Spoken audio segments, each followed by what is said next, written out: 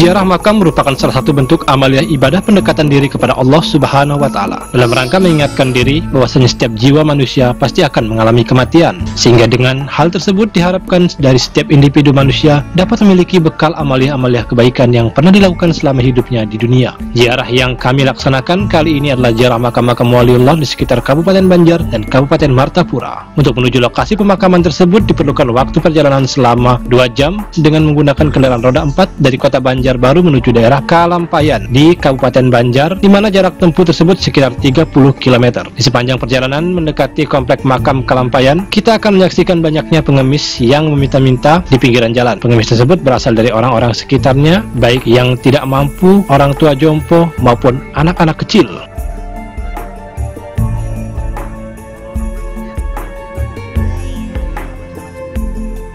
Ketika kita memasuki dalam lokasi pemakaman, maka kita akan menemukan pedagang kembang yang berlomba-lomba menjajakan kembangnya pada setiap pengunjung makam tersebut. Makam pertama yang kami kunjungi ini adalah makam Tuan Guru almarhum Kiai Haji Syekh Muhammad Arsyad Al-Banjari. Beliau adalah salah satu tokoh ulama besar penyebar agama Islam di Kabupaten Banjar, Provinsi Kalimantan Selatan. Pada masa penjajahan kolonial Belanda yang berkisar dari tahun 1702 sampai dengan 1807 Masehi. Pada masa pemerintahan kolonial Belanda, beliau diberi gelar sebagai Tuan Haji.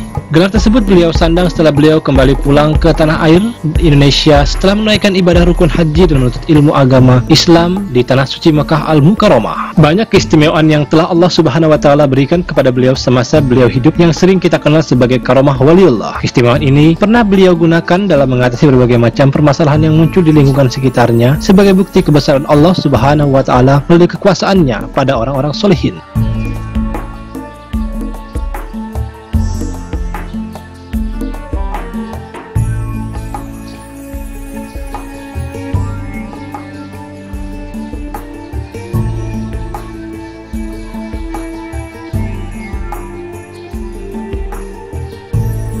Lokasi makam beliau berdekatan dengan makam istri beliau dan makam-makam keluarga serta keturunan beliau. Keturunan dan zuriat beliau banyak menjadi orang-orang solihin penerus kegiatan dakwah beliau, sehingga pemakaman mereka saling berdekatan dalam komplek pemakaman beliau.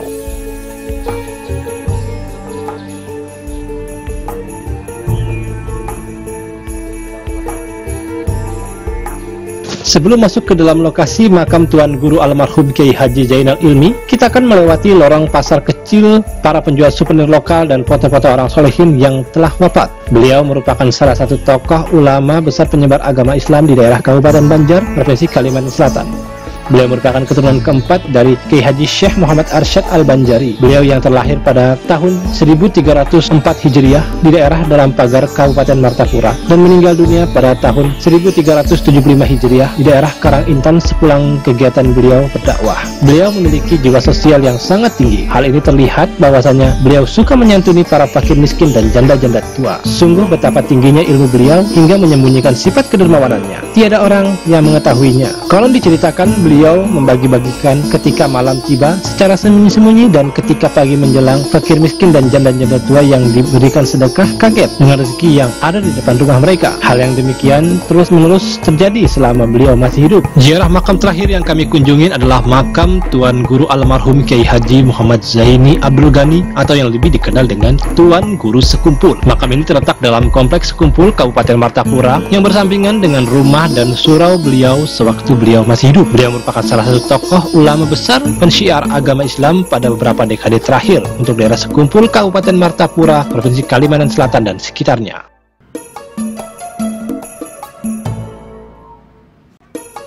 Tim Liputan Online News mengabarkan.